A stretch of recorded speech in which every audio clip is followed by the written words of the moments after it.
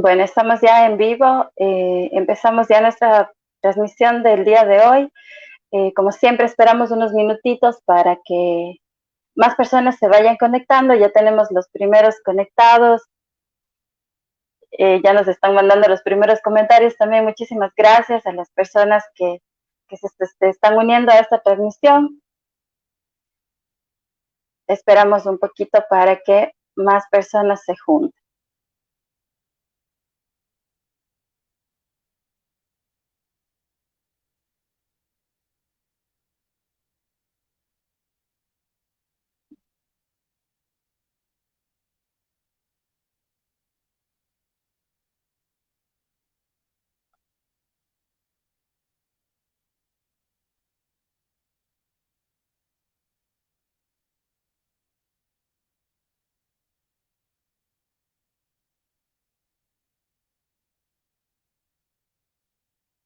Bueno, yo creo que podemos iniciar. Nuevamente, muchísimas gracias a las personas que ya están conectándose. No se olviden de ayudarnos a compartir en sus páginas también para que podamos alcanzar a más personas con estas entrevistas que, como ustedes saben, la Fundación Musarte y mi persona pues estamos con el objetivo de poder difundir a los artistas ecuatorianos que se encuentran en distintos puntos del mundo. Para nosotros es un gran honor saber que contamos con muchísimos profesionales de mucha trayectoria que nos están representando fuera y creo que espacios como estos son necesarios e importantes para poder visualizar todo el trabajo que ellos están haciendo, para poder visualizar toda la carrera que ellos llevan.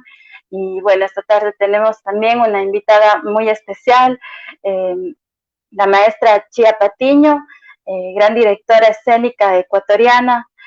Pues un poquito ya les contaré su biografía, ya les leeré un poco del gran trabajo que ella está realizando, que ha realizado en nuestro país y como les contaba fuera del Ecuador también. Bueno, mientras la gente se va uniendo, yo empiezo contándoles un poco de la biografía, como les decía. Bueno, mi nombre es Vanessa Regalado, les saludo desde Barcelona, España, y bienvenidos todos a este espacio Conociendo a. Esta tarde tenemos a la maestra Chía Patiño, directora de escena. La maestra Chía Patiño nace en Quito, es compositora, pianista y directora de escena. Empezó sus estudios en el Instituto de Música Sacra y tomó clases particulares de piano. Más adelante inicia sus estudios de composición como oyente en las clases de composición del Conservatorio Nacional de Quito y consigue así una beca de estudios en las ciudades hermanas que le permitió viajar a Estados Unidos a estudiar composición y piano en la Universidad de Louisville. Vive muchos años en Estados Unidos, en donde realizó sus estudios superiores de música en la Universidad de Indiana, Bloomington, en el Conservatorio de Cincinnati. Empezó a trabajar en algunas de las ciudades con mayor y mejor tradición artística de Norteamérica, como Nueva York, Chicago y Boston. Es así que uno de sus profesores la invita para que fuera a la Universidad de Indiana, donde continuó su maestría y doctorado. La composición la llevó a la dirección escénica al crear la primera ópera de su autoría, titulada Dreamwalker, inspirada en el cuento Ojos del Perro Azul de Gabriel García Márquez, con la que conmovió al público y a la crítica estadounidense. Su compromiso y pasión la llevaron a trabajar cerca de 9 años como freelance en los mejores teatros de Estados Unidos, como el Kennedy Center, en el que estuvo 3 años, también en el Metropolitan Opera de Nueva York, Chicago Lyric, Boston, Santa Fe, Filadelfia, Michigan, en donde aprendió su manejo y tuvo contactos con profesionales y muchos artistas de la talla de Plácido Domingo. Entre septiembre del 2009 y mayo del 2019, fue directora artística y ejecutiva de la Fundación Teatro Nacional Sucre, en donde se esforzó para lograr la excelencia de los elencos musicales ecuatorianos con los que cuenta esta fundación. Y este espacio se ha convertido en un gran referente para la cultura de la región.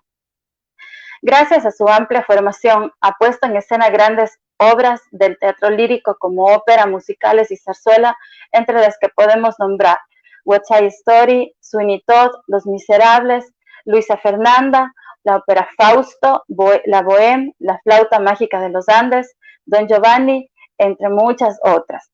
Actualmente es la directora escénica del Butler Opera Center en Austin y docente de la Universidad de Texas. Bueno, he tratado de resumir lo máximo que he podido, ya que la biografía de la maestra es bastante amplia y he querido un poco rescatar las cosas que me han parecido importantes también. Sabemos que ella ha tenido muchos reconocimientos gracias a su trayectoria cultural. Y bueno, quisiera darle la bienvenida, ya la tenemos por aquí. Y bueno, vamos a darle la bienvenida a la maestra Chía Patiño. Hola, maestra. Ahí. Micrófono. No sé, aquí estamos. Ya. Buenos días. Listo. ¿Cómo está, maestra? Muchísimas gracias, bienvenida. Muchísimas gracias por aceptar esta invitación a este espacio en donde podremos conocer un poquito más de usted. Bienvenida, como le decía nuevamente. Y bueno, que usted nos cuente un poquito para empezar en dónde se encuentra actualmente, hace cuánto tiempo sale del Ecuador y cómo le está tratando este país. Al momento estoy residiendo en Austin, en Texas, una ciudad demócrata y muy experimental, llena de jóvenes, muy interesante. Me uní a la facultad de la Universidad de Texas en la Escuela de Música de Butler School of Music en septiembre del año pasado, pero ha sido un año de bautizo de fuego con lo que todo el mundo estamos viviendo.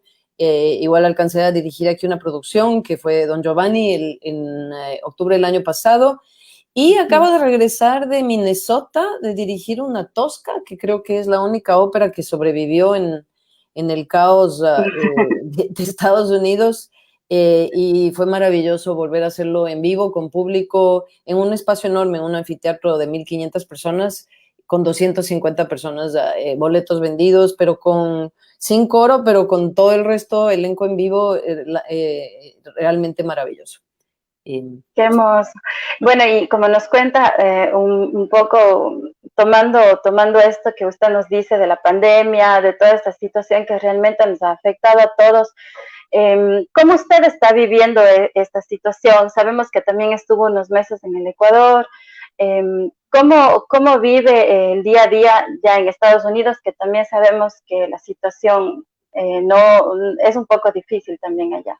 Yo creo que lo vivo como lo viven todos los que tienen la sensatez de mantener toda la precaución necesaria, autoaislarse tanto como se pueda, distanciamiento social, lavarse las manos, el uso de la máscara para respetar a la gente con la que uno trabaja. Entonces, en eso no creo que hay diferencia. El ensayo bajo estas condiciones requirió mucha más disciplina, es muy incómodo ensayar todo el rato con máscara y yo tenía igual un visor. Entonces, pero vale la pena porque en este caso, por ejemplo, sabiendo que uno está sano, además que justamente para ese proceso yo me hice el examen saliendo del avión, que es un sitio se podría pensar con algo de riesgo, la certeza de que uno está sano le ayuda a seguir adelante. Eso en cuanto a dirección. Y ya como profesora, yo creo que los artistas están teniendo un tiempo que lo entenderemos de aquí a unos años, un tiempo de autorreflexión, de entender cuál es la esencia de nuestro arte, cuáles son los cambios necesarios. Yo no creo que esto regresa a un normal, sería una oportunidad perdida el no decir, la ópera siempre ha tenido cosas que hay que cuestionar. El mismo hecho que a veces suele aislarse en las comunidades y que los artistas ahorita están atados a su comunidad y reencontrándose con su comunidad, yo veo eso como algo muy sano. Ya del estudio de artistas, el tener tiempo para leer, el no estar 2 o 3 horas en automóviles de transporte público o en bares, nos ha dado mucho tiempo para leer, reflexionar y crecer como artistas. Y ya cuando regrese el tiempo de entrar de nuevo al escenario, pues seremos mucho más, estaremos más enriquecidos con lo que acabamos de pasar. Y eso puede solamente crear artistas más empáticos, más flexibles, más conscientes, que escuchan mejor, que respetan más. Entonces, yo lo veo como una gran oportunidad. Sí, sí, realmente yo creo que esta es una etapa en la que, como usted dice, si no cambian las cosas, creo que se habrá perdido mucha esta oportunidad que una situación así nos ha brindado. Maestra, entrando un poquito en el tema suyo de lo que es la dirección de escena, de ópera, de musical, de zarzuela, como leíamos en su biografía, eh, ¿cómo es ese primer encuentro? ¿Cómo es ese momento en el que usted decide y dice, yo quiero hacer esto, a mí me gusta esto, yo voy a hacer esto en mi profesión? ¿Cómo fue ese primer encuentro con la dirección? Fue una transición no del todo planeada. Yo venía trabajando mucho como compositora, pero la composición es un arte muy solitario. Y empezaba ya a dirigir y asistir y estar en todo tipo de producciones. Y en cambio la creación de óperas, de obras escénicas es exactamente lo contrario, colaboración con enormes grupos de gente, artistas, creadores, técnicos, cantantes, pianistas. Me pareció un balance ideal y resultó que me empezaron a contratar inmediatamente apenas entré a esta área y pensé que esa iba a ser la manera más fácil de sustentar mi espacio para componer, porque componer es mucho más difícil sustentarse. Y lo que pasó Claro. es que arrancó tan rápido todo que antes de darme cuenta estaba ya tremendamente ocupada. Me encanta el proceso creativo y colaborativo y es un sitio donde me siento muy bien y recientemente estoy volviendo un poco a componer porque además uno va, como te digo, va absorbiendo vivencias y de repente tienes más para poner en papel. Pero no fue planeado, pasó y de repente me di cuenta. Y se enamoró de eso y se quedó ahí. Pues si la ópera tiene ese don, que una vez que te atrapa el bicho no te suelta. Sí, así es. Bueno, nos pasa lo mismo a los cantantes cuando empezamos en el mundo de la ópera. Maestra, yo me imagino que hay muchísimos jóvenes que también tienen el sueño, el anhelo de ser directores de orquesta, perdón, de escena. Ojalá en nuestro país existan muchísimos jóvenes que estén interesados en este arte que tanto hace falta en nuestro país. ¿Cuál ha sido el proceso, o mejor dicho, qué herramientas usted piensa que son las que se necesitan para convertirse en un director de escena? El director es alguien que cuenta historias. Entonces creo que lo primero y lo esencial es tener ganas de contar una historia. Es alguien que se prepara mucho para entender la historia de la ópera elegida. Atrás de esto, yo como entrené como compositora, tiendo a respetar muchísimo la partitura, porque el compositor y el libretista sudaron años a veces por poner una historia en un papel. Para mí siempre ha sido un poco como un rompecabezas de tratar de entender qué es lo que quiso decir el compositor. Pero ahí viene el siguiente elemento, que es la época y el público que nos toca vivir. Entonces, la historia las historias de los hermanos Grimm, Caperucita Roja, Hansel y Gretel, han cambiado conforme cambia el público. Y la ópera tienes muchísimos elementos adicionales, como el hecho que tienes una orquesta en la que tienes que encajarte. No es como el teatro que tú puedes estar hablando mirando hacia atrás, porque tienen que ver al director de la orquesta para mantener todos los elementos juntos. Entonces, tienes que tener curiosidad, tienes que realmente preparar de una manera profunda, que incluye estudiar historia, las partituras, los personajes, la historia de la obra. Tienes que tener creatividad para ir resolviendo cada problema que cae. A veces no resultan las luces, a veces un personaje no es lo que te envisiones, pero cómo sigues contando tu historia, alimentándote con todo lo que va entrando en el plato. Entonces, la creatividad, flexibilidad, disciplina para mí son esenciales y las ganas de trabajar. Para mí es un arte muy colaborativo y se enriquece muchísimo de la cantidad de personas que están alimentando el producto. Sí, así es. Bueno, yo me imagino que todo este trabajo, todo este proceso, este estudio, obviamente conllevan a que los resultados sean siempre los mejores. Más adelante sí me gustaría tocar algunos temas que usted dijo justamente ahora, lo de la evolución de la ópera, el público, cómo está evolucionando también conjuntamente con el arte. Pero antes de eso me gustaría saber si usted tiene una ópera favorita, ¿cuál es su compositor favorito? Para ir entrando un poco en el tema ya de la ópera. Es muy variable. Acabo de poner Tosca y a mí Tosca siempre me ha encantado. Me parece que es una de las piezas magistrales de la ópera y de Puccini. Verdi siempre ha sido una de mis perdiciones. Tuve recién la oportunidad de profundizar en Britten, que es otro compositor que me encanta. Recientemente también Catán, que es un compositor mexicano, estaba estudiando Florencia en el Amazonas, que también es basada en historias de García Márquez, en El amor en tiempo del cólera y 100 años de soledad. Entonces, no creo que tengo un favorito, pero me pasa siempre que en la pieza en la que estoy estudiando se te mete el espíritu, te enriquece mucho y te comprometes con esa obra. Comedia puede ser muy divertido. Me encantan todas las óperas que son históricas, también tratar de entender la parte histórica, revoluciones, la Revolución Francesa, todos los quehaceres de la historia. Entonces, no te podría decir, este es Lucia de Lammermoor, es que me salen títulos. La época en la que la voz es la estrella, las melodías románticas, la orquestación que te llega, que te alimenta mucho, es una de las que más me gusta escuchar.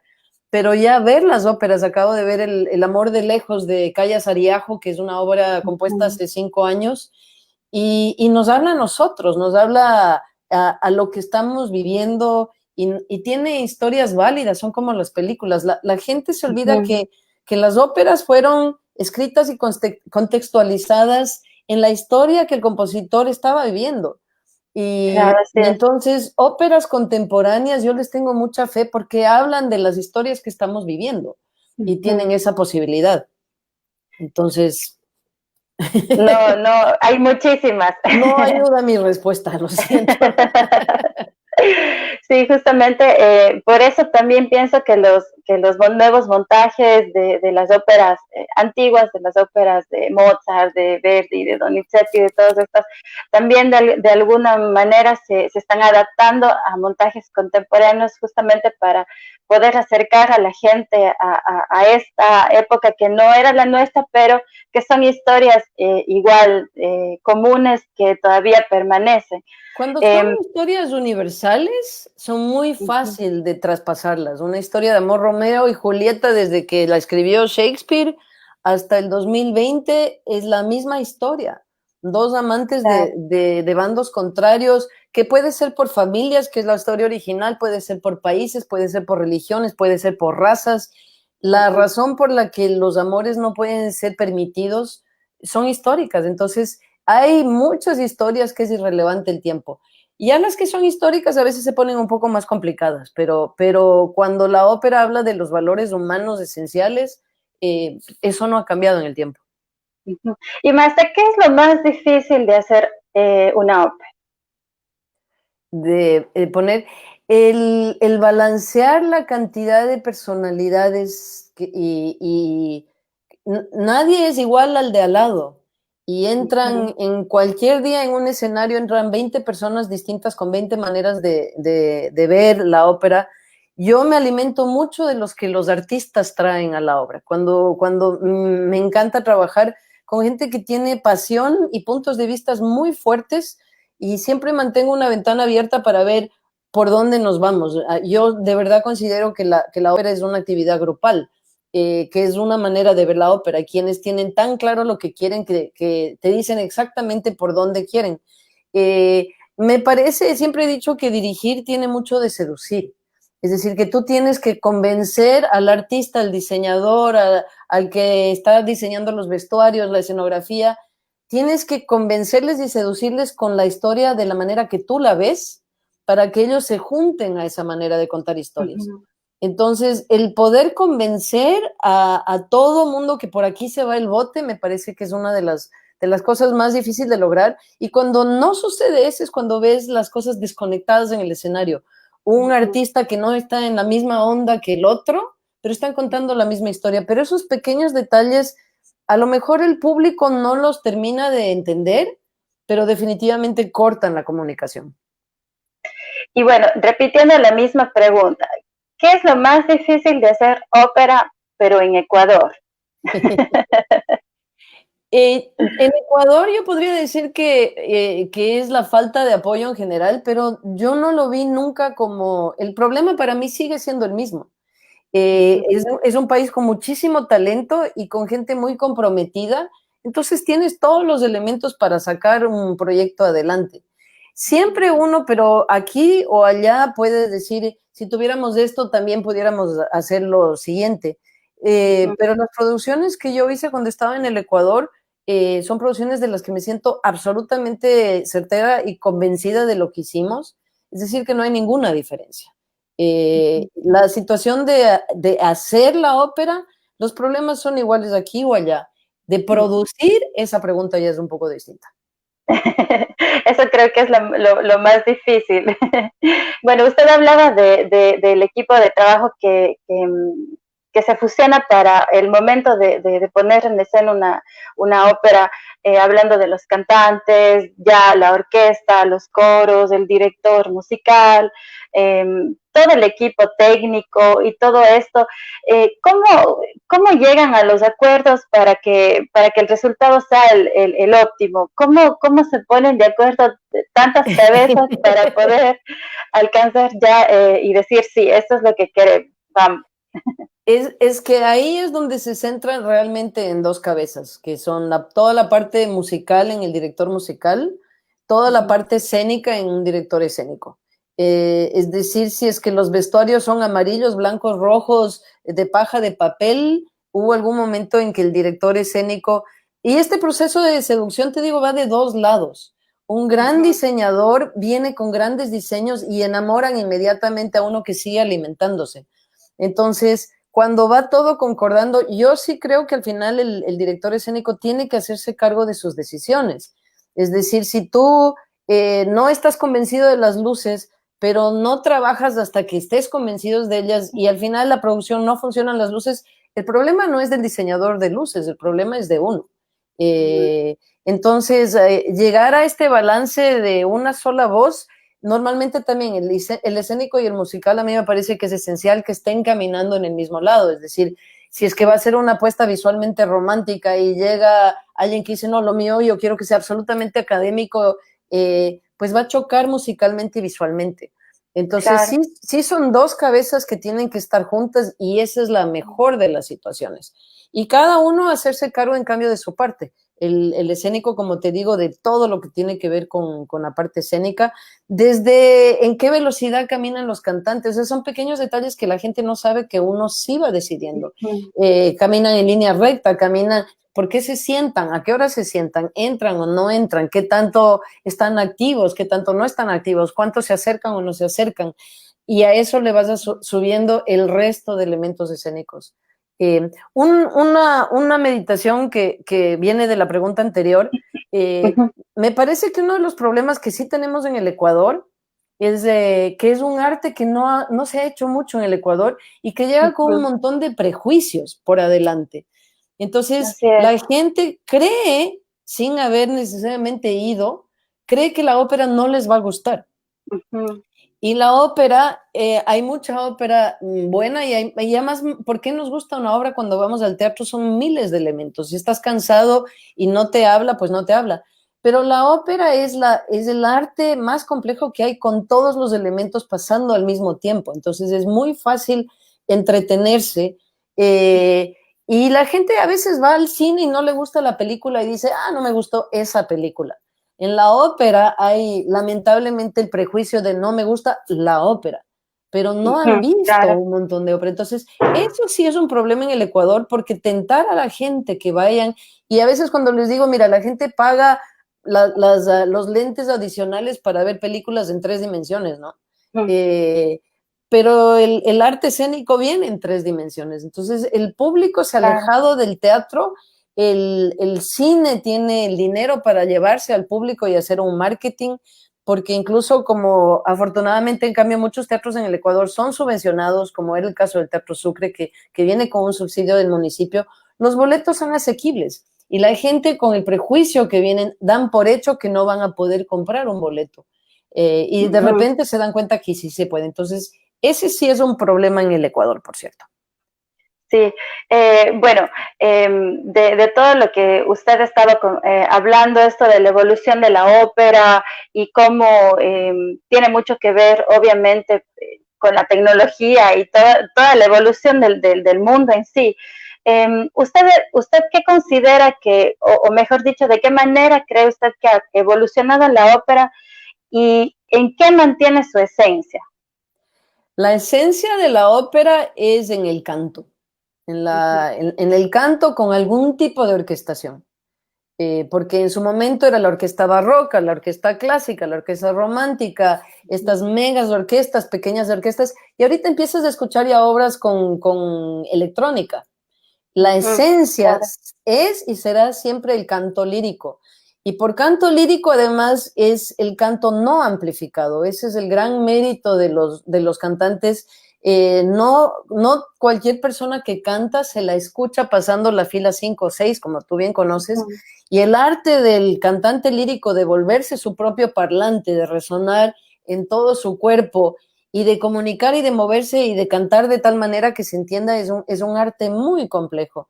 Entonces, eso no ha cambiado. Las historias han cambiado. Me parece que los teatros van cambiando y tienen que cambiar por este hecho de que el público va cambiando. Es decir, yo he visto grandes experimentos en sitios no convencionales, en bodegas. El público viene con una curiosidad de sentir nuevas cosas. En su momento los teatros eran lo nuevo, pero ahorita tenemos tal sobrealimentación de un montón de sentidos que a veces el público busca algo nuevo, si es que es una ópera en la que puedo participar. El teatro ha hecho ya ese tipo de experimentos y los musicales también, es decir, el público va eligiendo para dónde curva el musical. Entonces me parece que ya en la manera de concebir qué es ópera, en estos tiempos yo he visto ya una ópera Zoom, igualmente una obra en teatro Zoom. El problema de la ópera en Zoom será siempre el sonido.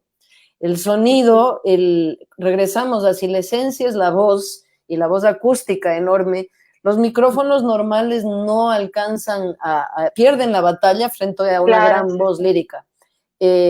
Entonces, en la parte de tecnología, la tenemos, como quien diría, peluda todavía, porque los micrófonos no están preparados para la potencia de la voz lírica. Pero una ópera manera multimedia puede ser súper interesante. Además, ya se ve, ya ha ingresado en las óperas todo lo que es multimedia, diseño escénico, tecnologías, espejos, agua. Entonces, la ópera sí ha recogido una gran cantidad de nuevos elementos escénicos. Y con la ópera ya televisada, lo que hace la Met y grandes cantidades, también se han abierto un montón de posibilidades y los cantantes, y antes había este prejuicio, porque sí es un prejuicio que lo rompió Calas y muchos otros cantantes, de que para poder cantar bien tengo que estar parado para que mi voz salga muy bien. Pues eso ya cayó hace un gran tiempo y ahorita hay una gran cantidad de cantantes que además son actrices y actores estupendos que pueden cantarte un aria parado de cabeza. Entonces se vuelve igualmente, ha abierto muchas puertas esto. No son todos, pero cuando pueden hacerlo son cosas que ya se encuentran y que vuelve al arte muy ameno, ¿no? Y maestra, ¿cómo es el trabajo ya con los cantantes? Cuando llegan los cantantes ya a una puesta en escena que usted está dirigiendo, ¿Cómo es ese primer encuentro? De parte de, yo como cantante puedo decir, uno va con la emoción de que el director le dice por primera vez de qué va el montaje, qué es lo que voy a hacer y todo esto, pero ¿qué es lo que espera el director escénico del cantante, del solista, en su preparación? Yo realmente, porque acabamos de montar Tosca, que conoces, es una ópera enorme, en 6 ensayos. Wow. Entonces, la mejor de las situaciones es cuando el cantante viene totalmente aprendido, memorizado, los ritmos limpios, el texto seguro, el entendimiento del texto. Es decir, si es que es en italiano, no más o menos digo esto, sino qué es lo que digo. La internalización del rol y del idioma es esencial. En efecto, no necesariamente son en español, si bien en italiano, en alemán, en francés, en inglés, que el cantante entienda no solamente el texto, sino la historia, no solo lo que ellos cantan, sino con quién se En relaciona, general. por qué se relaciona. Sí, porque a veces están en el escenario y el otro personaje le está hablando y no necesariamente saben qué es lo que están diciendo. O sea, este trabajo de memorizar solo lo mío hace una apuesta muy difícil porque se entiende una capa muy pequeña. Entonces, el trabajo totalmente comprensivo del rol, de la ópera, de por qué se da, que un cantante llegue así de seguro con su rol, le da a uno la flexibilidad de una vez que se explica para acá nos vamos, de que ese cantante, en lugar de estar luchando con memorización, con cómo canto el texto, con no me acuerdo bien claro este ritmo, ya el rato que sacas toda esta parte técnica de los problemas logísticos, realmente se vuelve un intercambio de artistas, ¿no? Es que aquí yo siento esto, quisiera hacer más rápido porque esto es lo que... Entonces me parece que es el momento más bonito de compartir, es cuando un artista ya de por hecho conoce la música, el texto, los ritmos, la afinación, las armonías, toda la parte musical. Eso yo no puedo ayudar en eso ni debo. Claro. Y entonces a nivel profesional es evidente el cantante que conoce y el que más o menos conoce y el que no está seguro. Y debido a ese nivel también es que tan lejos puedes tú llevarlos. Si es que están todavía memorizando, pues en eso va a estar su cerebro. Claro. No van a estar concentrados en la puesta escénica, sino en la puesta básica todavía. Y bueno, de la experiencia que yo he tenido, o sea, el trabajo cuando a veces uno ya ha cantado antes la misma ópera y tiene como ya un concepto del personaje y todas estas cosas, ¿cómo es esos acuerdos o ese trabajo del director de escena para, porque hay muchos cantantes que dicen, no, esto yo ya he cantado y Tosca es así, y están convencidos de que Tosca es de una manera, pero viene otro director escénico y le dice, no, es que yo quiero que Tosca sea totalmente diferente. Entonces, ¿cómo es ese trabajo con los cantantes que ya vienen con este prejuicio, Regresamos entre comillas? Regresamos a que los mejores artistas son los artistas flexibles. Yo justamente acabo de trabajar en 6 días, poner una Tosca con un cantante maravilloso, Daniel Sutil, que ha hecho 20 escarpias. Wow. Pero él tiene y el maestro Plácido Domingo, yo también lo vi volver a tabula rasa, lo que se llama, es decir, entrar con el rol sabido, pero con la página en blanca, de decir, y ahorita cómo vamos a ir alimentando. Son más bien pocos los cantantes, o por lo menos con los que yo he trabajado, porque los cantantes inflexibles que dicen, esta es mi Scarpia y aténganse a las consecuencias, yo personalmente será primera y última vez que trabajo con esa persona. Y el mundo de la ópera se habla mucho, o sea, no trabajes con este cantante porque no logras sacarle nada. Entonces, el cantante que no tiene esa flexibilidad es el cantante que no tiene carrera. Te aseguro que tendrá 1 o 2 veces y nadie más lo contrata porque se pasa por alto todo el proceso del cual acabamos de hablar. Es un arte colaborativo. Si tú dices, yo estoy acá y el resto júntense, no es interesante para absolutamente nadie, ni para los cantantes que cantan con esa persona, ni para los diseñadores, ni para el director musical, ni para el director escénico. Ahora, sí se entiende, en cambio, que es mucho más fácil aprender un rol nuevo que desaprender algo que ya lo tienes internalizado. Y en eso, en cambio, toca simplemente tener flexibilidad. Justamente, Daniel, a veces cuando entrabas a estos momentos, no sé para dónde ser, inmediatamente van para donde creen que debe ser. Pasó también cuando hicimos Fausto en Quito, con los 2 Mefistófeles que trajimos. A mí el canto del venado de oro, que lo toman y se burlan mucho de la música, nunca me ha parecido eso. Entonces, el de repente hacerlo serios, a los 2 les cogió de bola curva, como quien dice, pero lo mismo, o sea, esta posibilidad de decirles, yo lo veo así y por eso esta producción va para allá. También un buen artista inmediatamente cambia y un director sí tiene que tener la flexibilidad para saber que hayan estado haciendo lo que conoce de memoria corporal, y el director musical igualmente de memoria vocal, y creando un nuevo personaje, y a veces toma un poquito más de tiempo, pero cuando la predisposición está ahí, uno tiene todas las ganas de tener esa paciencia. Tenemos, bueno, aprovecho unos minutitos para saludar a las personas que nos están acompañando. Tenemos muchas personas que le mandan muchísimos saludos, muchos comentarios. Bueno, luego le pediría, yo siempre les pido, porque realmente esta aplicación no nos permite ver al tiempo los comentarios, pero si usted tiene un poquito de tiempo luego, que revise todos los saludos que le mandan, Luisa Fernanda Coronel, Jorge Regalado, Alex Rodríguez, María Auxiliadora, Elena Loaiza, Mariané, Sinche, Ángela María Ríos, Lidice Robinson. Un abrazo a todos. Lidice, qué bueno saber de ti. Andrea Condra, también cantantes ecuatorianos. Que siempre nos están acompañando en estos espacios. Bueno, Alex tiene una pregunta. Nos dice, ¿hasta qué punto, ahí está, hasta qué punto el cantante tiene la responsabilidad de ser convincente en la escena? Tiene la misma responsabilidad que tiene el director escénico y el director musical. En eso son cosas compartidas. Y el cantante tiene que, de alguna manera, por eso hablábamos de esta seducción que tiene que haber. Tú tienes que convencer al cantante que eso es lo que tienen que hacer para que suene bien, para que se vea bien. Pero ya el conductor de los conceptos, el conductor de todo lo que estamos hablando es el cantante. Entonces, la responsabilidad, bien que mal, para bien y para mal, cuando un cantante brilla, nunca se le da crédito ni al director musical ni al director escénico.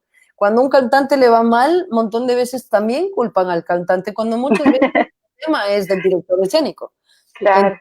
Pero en cuanto a responsabilidad, dado que es el contenedor de lo que uno plantea, la responsabilidad es grande, y por eso también son carreras en que se espera mucho de los cantantes. Así es. Bueno, también, le siguen mandando saludos. Vanessa Freire dice que excelente representante. A ver, pongamos aquí el saludos comentario. A todos. Bueno, María de Lourdes, la mejor maestra.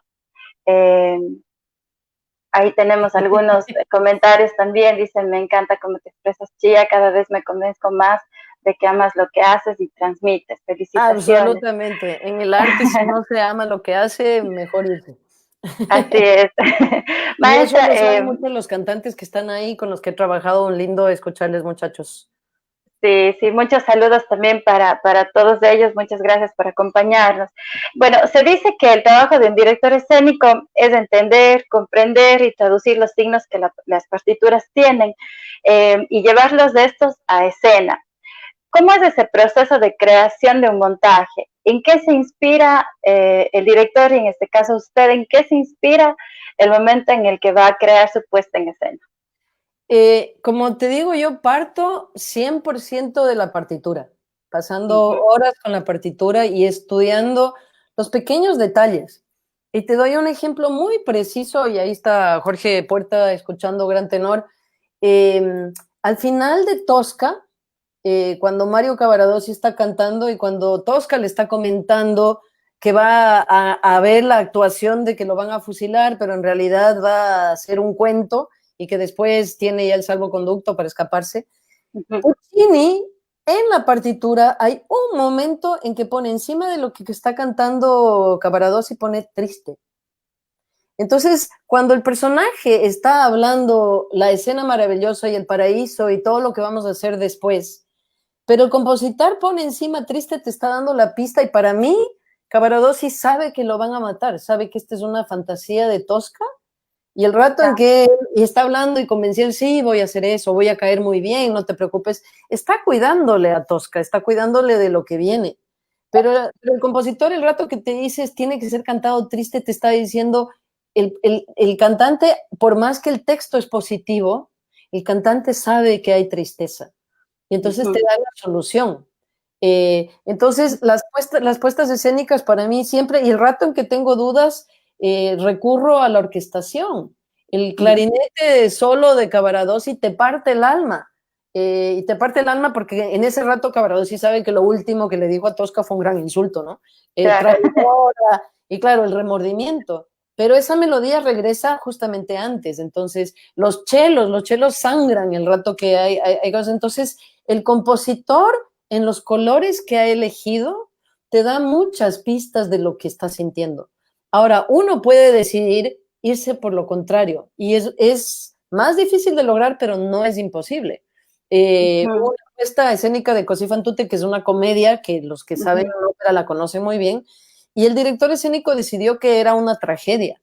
Y yo, por ejemplo, no me interesó irla a ver porque cuando voy a ver una comedia quiero reírme, no quiero, la vida ya tiene muchos problemas, y cuando decido poner una comedia, pues me busco la comedia, porque esa es la idea. A veces solamente queremos reírnos y pasarla bien.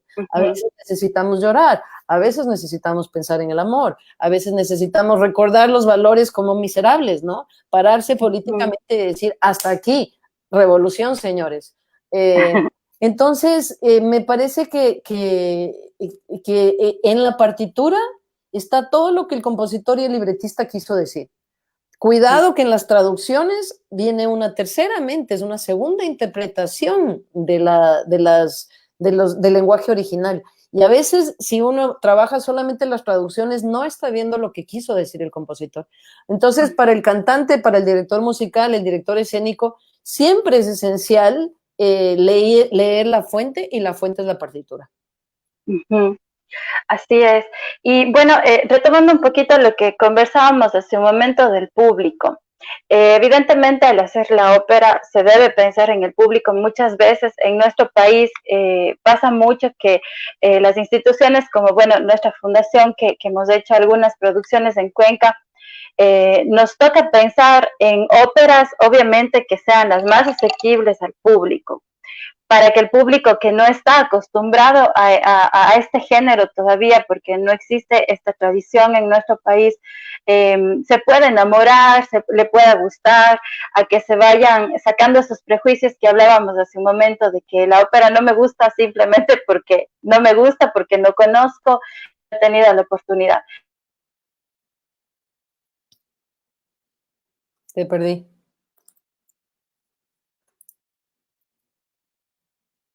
Tuvimos, ahí estamos. No me gusta simplemente porque no me gusta, porque no conozco, he tenido la oportunidad. Espérate, te perdí.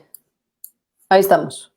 Sí, ya. Decía que justamente en nuestro país muchas veces nos toca escoger el repertorio según el público al que tenemos. ¿Cómo usted cree que ha cambiado el público hoy en día? Así como hablábamos de la evolución de la ópera, obviamente el público también está evolucionando, no sé si positiva o negativamente. ¿Cómo usted ve este cambio del público? Yo creo que la responsabilidad al público es respetar al público. Pero por respetar, me parece muy importante no desconfiar en el público. Es decir, nosotros, y ahí te hablo, yo como programadora, cuando estuve en la Fundación Teatro Sucre, hice un festival que se llamó el de las Nuevas Artes, que ponían, que invitamos todo aquello que no entendía. Y fue uno de los festivales más exitosos. Lamentablemente después tuvimos cortes de presupuesto.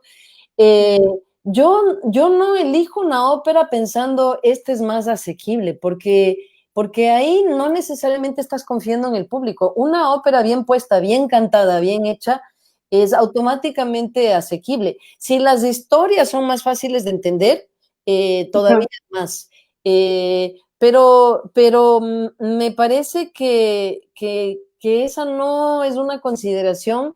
Y un ejemplo perfecto, cuando hicimos, y tú estuviste en la flauta mágica de los Andes, que tuvimos afortunadamente mucha gente que vino a ver que jamás había visto una ópera y que no se enteraron que estaban viendo una ópera y que la pasaron muy bien y que los niños que contestaban a Papageno no sabían que no tengo que hablar porque la ópera es un arte. Claro. Y es la mejor de las situaciones, es decir, yo creo que la ópera es absolutamente asequible en cuanto la historia esté bien contada y la música esté bien interpretada.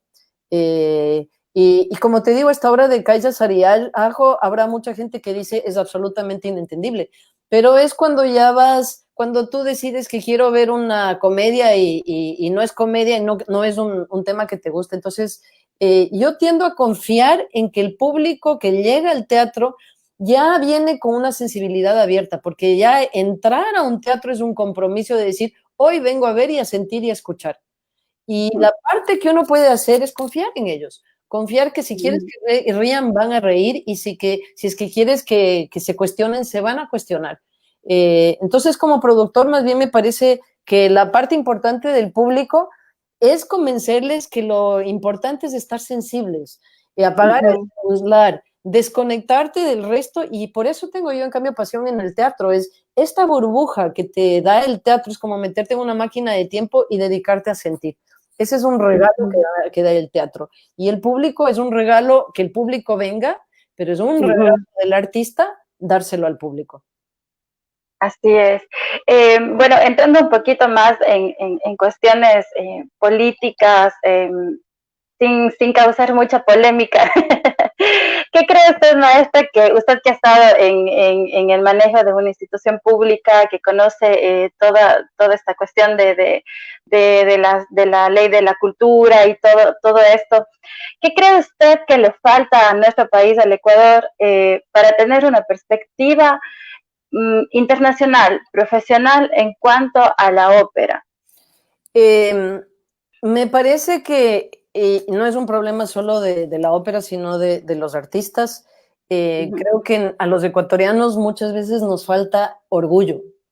Y ayer que veía el lanzamiento del libro de Benjamín Carrión, me quedaba asombrada de lo poco que sé de Benjamín Carrión. ¿Qué pasa en el Ecuador que no nos enseñan de nuestros grandes pintores, desde nuestros grandes pensadores, de nuestros grandes escritores, de nuestros grandes visionarios? Yo creo que uno de los problemas básicos es que en las escuelas nos enseñan todavía Europa. Todavía tenemos los ojos puestos en Europa y después en Estados Unidos, que es la siguiente gran potencia, pero no nos enseñan a ver la validez de nuestros valores, que fue lo maravilloso de a mí encontrarlo mientras que preparaba la flauta mágica de los Andes, de que es un país extremadamente rico en costumbres, en visiones, en manera de entender la vida. Entonces, a mí me parece que esa es una de las grandes falencias. La siguiente, sí, lamentablemente, sí tenemos instituciones y hemos dependido de que las instituciones ayuden a los artistas, y las instituciones, por 100,000 razones, están absolutamente desligadas de la realidad del artista. Dar un premio de $2,000 y pensar que se ha ayudado a un artista es un absurdo. Un artista, ¿quieres ayudar a un pintor? Protégelo, crea una situación en que esta persona pueda pintar un año sin la preocupación de la renta, entonces vas a empezar a tener frutos. Pero al mismo tiempo, paralelamente, el artista se vuelve dependiente de las instituciones que sabemos que no funcionan y de las instituciones que sabemos que tienen trincas, que se contrata, que se paga o sea, eso es tremendamente polémico, pero todo el mundo sabe que hay muchas trincas ahí. Y de alguna manera los artistas se han hecho dependientes de eso. Es decir, el artista que esté esperando que me apoye el ministerio, que me apoye el premio, que me apoye esto, y por eso no están creando, es un artista que ya lo cortaron de raíz. El artista tiene que hacer porque tiene que hacer. Y eso sí nos demuestra la historia. Cuando tienen ayuda, hacen más. Cuando no tienen ayuda, hacen menos. Pero si hay grandes composiciones que salieron de campos de batalla, por ejemplo, de los judíos crearon mientras que estaban en esas circunstancias. Entonces, el problema no es la falta de apoyo, sino la falta de ganas de crear. Y el gobierno ha hecho un trágico trabajo de acostumbrarlos a los artistas a que te voy a dar una ayuda para que puedas crear. Y en eso castró a muchos artistas. El artista tiene que hablar con ayuda o sin ayuda. Con ayuda hablas más alto, tienes para comprar un parlante, sin ayuda tienes para imprimir panfletos. Entonces, sí es una situación preocupante. Y aparte, regresamos para cerrar esto, es que mientras que el ecuatoriano no empiece a apoyar al artista ecuatoriano, la gente está dispuesta a pagar por un artista internacional, les duele pagar por un artista nacional, y esta es la autocastración de nuestro orgullo. ¿De qué les duele? El artista paga renta, el artista come, el artista tiene hijos que tiene que mandar a la universidad. Entonces, que hazme el favorcito, no lo piden a un doctor, no le piden a un abogado, pero sí le piden al músico. ¿Será que puedes venir a cantar en mi matrimonio? ¿Será que puedes? Nunca entra de, ¿qué me cuestan tus servicios? Entonces, eso sí va de una concientización de que el artista no está subvencionado, que el artista necesita el apoyo, y el primer apoyo que necesita es del ecuatoriano y es del público. Así es. De hecho, el boleto para su hijo. De hecho, justamente esto que usted habla de las taquillas, bueno, nosotros hemos hecho gestión desde lo privado y realmente nunca nos hemos querido meter con las instituciones como el Ministerio de Cultura, porque inclusive el hecho de que te dicen, si te apoyamos, no tiene que costar la entrada. Entonces, desde ahí ya es un problema. Es un problema de la visión cultural de nuestros gobiernos. El primer gran problema. El segundo es la burocracia. Yo te puedo, ahora que ya no estoy en el teatro, decir que en mis primeros 4 años, una colaboración con el ministerio que era del tamaño de una amiga, por lo cual tuvimos que imprimir 5 folletos de 500 páginas. Entonces dije, no vale el tiempo que yo pago, porque ellos quieren que te demuestren con papeles, que es absurdo. O sea, si es que algo está en escena, ya pasó. No me hagas escribir 500 páginas de por qué pasó y en qué usé. Entonces la burocracia allí al artista lo parte, las exigencias del RUC, el CIP, no sé qué, no, el artista no necesariamente tiene eso. Entonces el ministerio está absolutamente desligado de la realidad de los artistas. Por lo tanto, no necesariamente puede gestionar. Así es, bueno, es un tema bastante complejo, bastante sí, justamente. Pero bueno, creo que también es importante que como artistas demos nuestro punto de vista. Ojalá llegue a donde tiene que llegar el mensaje y las cosas puedan cambiar o mejorar en la cultura de nuestro país que tanto necesita. Maestra, sí. Solamente para dejar en claro, cuando yo hablo del ministerio, no hablo de ningún ministro, ¿entiendes? Claro. Se personalizan tanto las cosas que uno no se da cuenta que el problema es la institución. Ayer se habló mucho de la Casa de la Cultura Ecuatoriana, está destrozada. Yo no encontraría a quién puede defenderla. Eso no quiere decir que no tiene campo de acción. Entonces hay que también aprender a ser objetivo, es decir, no porque algo no esté funcionando o qué es lo que hay que hacer, pero cuando digo el ministerio no funciona, estoy hablando del concepto, incluso de la visión que en su momento han logrado hacer, y a veces lo que planearon hacer y lo que lograron también son distintos, hay muchos tropezones. Así es. Bueno, maestra, volviendo un poco para quitarnos que a veces estos temas nos dejan un poquito tristes porque siempre es difícil entender que esta situación tal vez no está cercana la fecha a que toda esta situación cambie. Entonces, a veces para los artistas es un poco difícil entender todo esto, pero bueno, volviendo a lo que estamos nosotros conversando, maestra, yo me imagino que cuando usted empezó con lo de la dirección, la música, porque como habíamos visto en su biografía, usted también es compositora y también es pianista. Leía también que usted había hecho una ópera, que me parece súper lindo, que ojalá en algún momento pueda conocer también de esta partitura. ¿Cuál usted cree que es su sello personal? ¿Qué le diferencia de otros directores? ¿Alguna vez usted se ha puesto a pensar en esto? Estéticamente, porque me han hecho caer en cuenta, hay directores y estéticas que a mí sí me han influenciado. La limpieza de línea del arte japonés, del arte oriental, las luces, o sea, Yo uso mucho el ciclorama y el recorte de figuras adelante del ciclorama, el mantener la línea, el público, el director escénico tiene que decidir a dónde quiere que el público vea. Entonces, yo no mantengo un montón de actividad en el escenario, sino más bien una de mis marcas, voy viendo, porque lo hago mucho, es congelar al público, para que el público se olvide de todo el coro y que de repente se quede en la historia de las dos personas. Confío mucho en la música, entonces cuando hay buena música a veces no hago nada. El coro de soldados de Faust entraban, se paraban y cantaban, porque la música es tan poderosa que te va entrando por los poros. No necesita que yo le haga el favor de que el público esté viendo algo, si lo que quiero es que el público escuche. Entonces, sí me parece en utilería todo lo que es cosas extras para entretener al público. De nuevo, yo tiendo a confiar que el público está siguiendo la historia. Entonces, meter un animal en escena, meter cosas innecesarias, es visualizar a un arte que en realidad es oral. O sea, sobre todo tienes que activar el oído y después complementar con lo que estás viendo. Pero estamos en una época que es visual y es muy fácil. Si tú pones algo visual, el público lo va a ver y va a apagar los oídos. Entonces, si algo tengo en marca es que yo regreso siempre a lo que están oyendo, sobre todo. Qué lindo, qué interesante poder conocer todas estas facetas suyas, todo este camino que usted ha recorrido artístico. Y bueno, para ir un poco ya terminando, porque el tiempo siempre nos está en contra. Maestra, estoy segura que luego de tanto tiempo en la música, en el arte, tanto tiempo dirigiendo, habrá alguna meta, algún sueño o muchos tal vez que aún están pendientes. Tal vez usted nos pueda contar alguno que tiene a su futuro. Como directora escénica, me intrigan dos elementos y quiero tarde o temprano, pero no encuentro qué obra hacerlo todavía.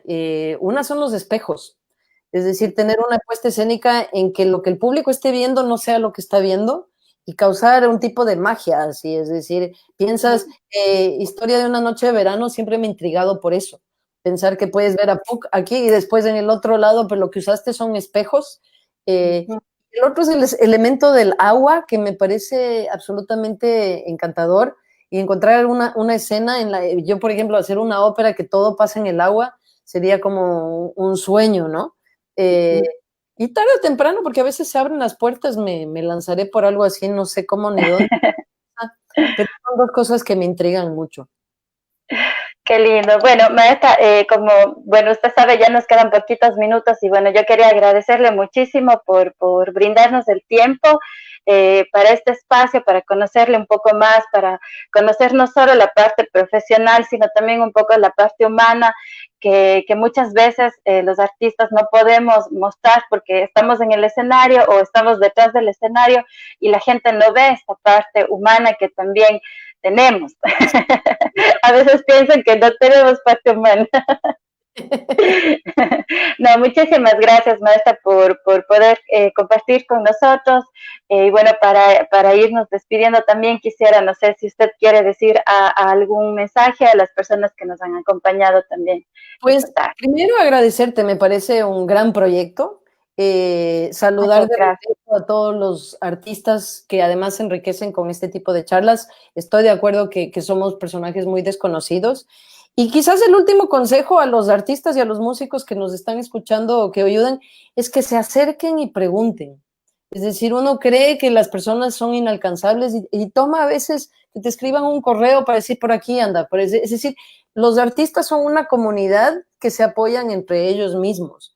Entonces, cuando se sientan solas, no tengan ninguna vergüenza en lanzar un correo electrónico, en mandar un mensaje, en decir, esto es lo que quiero hacer, por dónde voy. Que yo con todo gusto siempre estaré atenta para ver cómo se ayuda, pero para eso estamos, para apoyarnos todos. Todos salimos adelante, si no, no salimos. Entonces, dándoles un gran abrazo a todos los compañeros que veo que están escuchando, que no se olviden que siempre uno está dispuesto a ayudar. Muchísimas gracias, maestra. Le tomamos la palabra entonces. Bueno, muchas gracias también a todas las personas que nos han acompañado. Esto ha sido Conociendo a la maestra Chía Patiño. Muchísimas gracias. Gracias a ti. Chao.